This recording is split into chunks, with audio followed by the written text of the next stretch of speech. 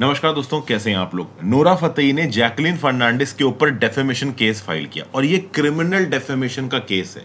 यहाँ पे outright Nora Fatehi ने जैकलिन फर्नांडिस से कुछ पैसे नहीं मांगे हैं, वो जैकलिन फर्नांडिस को पनिश करना चाहती है। बहुत सारी इंफॉर्मेशन डेफेमेशन से रिलेटेड मैं आपको यहाँ पे बताऊंगा।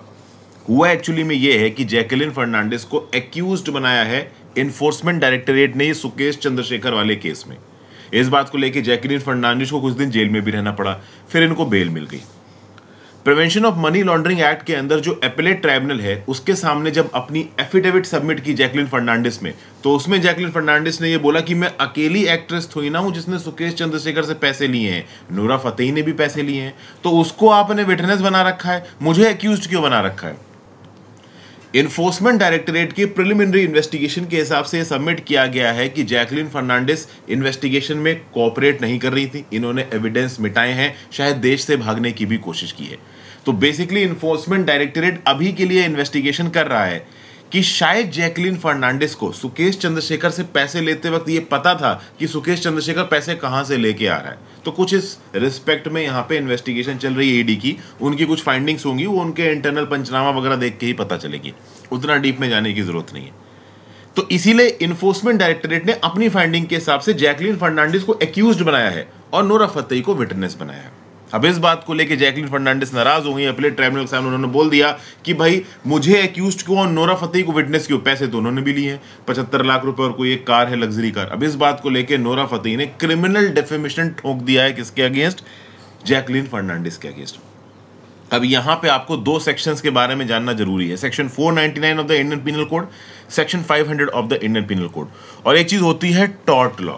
देखिए हमारे देश के अंदर और दुनिया भर में जब आप डेफेमेशन करते हो, डेफेमेशन मतलब आप किसी दूसरे के ऊपर ये इल्जाम लगा रहे हो कि उसने आपकी रेपुटेशन को बिगाड़ने की कोशिश की है, तो इस कंटेक्स्ट में डेफेमेशन दो प्रकार का होता है। एक होता है क्रिमिनल डेफेमेशन, एक होता है सिविल डेफेमेशन। जो क्रिमिनल डेफेमेशन होता है वो फाइल किया जाता है under section 499 of the Indian penal code, और जो सिविल डेफिनेशन होता है उसके लिए कोई सेक्शन नहीं है आईपीसी का। इंडियन पिनल कोड में सिविल डेफेमेशन के लिए कोई सेक्शन नहीं है। अब तक जो भी केस लॉज हुए हैं डेफेमेशन से रिलेटेड, जिसको आप कभी कभी टॉर्ट लॉ भी बोलते हो, TORT, टॉर्ट लॉ, तो जो भी पहले सिविल केसेस में ओवरऑल कोर्ट के और जज साहब के जजमेंट्स वगैरह रहे हैं कि डेफेमेशन के चलते हाँ भाई इतने रुपए का कंपनसेशन दिया जाना है, तो उसके आधार पर ओवरऑल ये सिविल डेफेमेशन होता है, जिसको आप टॉर्ट लॉ भी बोलते हो। ठीक है, तो लेटेस्ट केसेस में केस लॉ के आधार पर आपकी रेपुटेशन को किसी ने खराब किया, इसलिए आपको थोड़ा बहुत कंपनसेशन दे दिया जाए, ये आप कह सकते हो सिविल डेफेमेशन होता है। सिविल डेफेमेशन में थोड़ा बहुत प्रोपोर्शन के हिसाब से कंपनसेशन दिया जा सकता है। क्रिमिनल डेफेमेशन में आप एक्चुअली में अपनी इमेज को खराब करने के लिए दूसरे के लिए सजा मांग रहे हो जज साहब से। इंटेंशन आपको प्रूव करना पड़ेगा कि सामने वाला का इंटेंशन आपकी रेपुटेशन को डैमेज करना है। तो यहां पे नोरा फतेही यही बोल रही हैं कि चूंकि दोनों एक ही इंडस्ट्री की हैं, इसलिए जैकलिन फर्नांडिस नोरा फतेही की इमेज को खराब कर रही हैं, ओवरऑल इंडस्ट्री में इनकी स्टैंडिंग को खराब करने के लिए। अब ये बात आपको पता है दोस्तों कि यहां पे कोई भी अपना नाम इस केस में, सुकेश चंद्रशेखर वाले केस में लाना नहीं चाहता, लेकिन अब नाम आ गया है, ईडी के रडार में दोनों लोग आ गए हैं, तो क्या करें। तो क्रिमिनल डेफेमेशन आता है सेक्शन 499 के अंदर। ठीक है भाई, क्रिमिनल डेफेमेशन को आपको बियॉन्ड डाउट प्रूव करना पड़ेगा। अगर क्रिमिनल डेफेमेशन के अंदर आपने, जैसे मान लो लोहा फतेही ने जैकलिन फर्नांडिस के अगेंस्ट क्रिमिनल डेफेमेशन किया, तो इस क्रिमिनल डेफेमेशन के सूट के अंदर अगर जैकलिन फर्नांडिस को सजा होनी, तो नोरा फतेही को कोर्ट ऑफ लॉ में बियॉन्ड रीजनेबल डाउट ये प्रूव करना पड़ेगा कि हाँ भाई जैकलिन फर्नांडिस ने एक मैलाफाइड इंटेंशन से उनके ऊपर इल्जाम लगाया है। ये प्रूव होना मुश्किल है। अगर सिविल डेफेमेशन है तो सिविल डेफेमेशन में प्रोपोर्शन के हिसाब से कंपनसेशन दे दिया जाता है। बहुत सारे केसेस में तो ये होता है कि जो मैटर होता है वो एज अ क्रिमिनल डेफेमेशन शुरू होता है, but as a civil defamation खत्म हो जाता है। जो जज साहब हैं वो थोड़ा कंपनसेशन ऑर्डर कर देते हैं जो एग्रीव्ड पार्टी है उसको, ठीक ना, फ्रॉम द एक्यूज्ड पार्टी। एक और बात, अगर आपके ऊपर क्रिमिनल डेफेमेशन लगा है सेक्शन 499 के अंदर, तो आपको सजा कितनी होगी।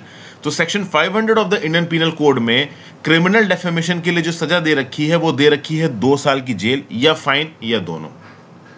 ठीक है, तो जब सिविल डेफेमेशन होता है तो फाइन मार दिया जाता है, जब क्रिमिनल डेफेमेशन होता है तो 2 साल की सजा दी जा सकती है, हो सकता है 6 महीने की सजा या पैसे।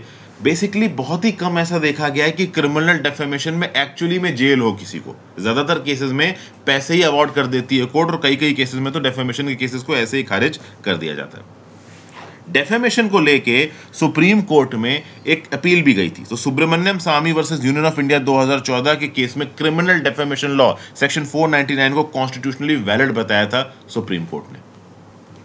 तो आई होप डेफेमेशन लॉ से रिलेटेड चीजें आपको थोड़ी क्लियर हो गई हो। सेक्शन 499, सेक्शन 500 क्या है, क्रिमिनल डेफेमेशन क्या होता है, सिविल डेफेमेशन किस प्रकार से काम करता है, स्टैट्यूटरी बैग्ड है क्रिमिनल डेफेमेशन। ओवरऑल जो सिविल डेफेमेशन है वो स्टैट्यूटरी बैग नहीं है, केस लॉ के हिसाब से चलता है। ओके, तो आई होप कुछ यूजफुल यहाँ पे आपको जानने को मिला हो। वीडियो को लाइक और शेयर कर दीजिएगा दोस्तों, इंस्टाग्राम पर फॉलो कर लीजिएगा, टेलीग्राम ग्रुप ज्वाइन कर लीजिएगा, ज्यादा से ज्यादा लोगों के साथ लेक्चर को शेयर करें। Have a great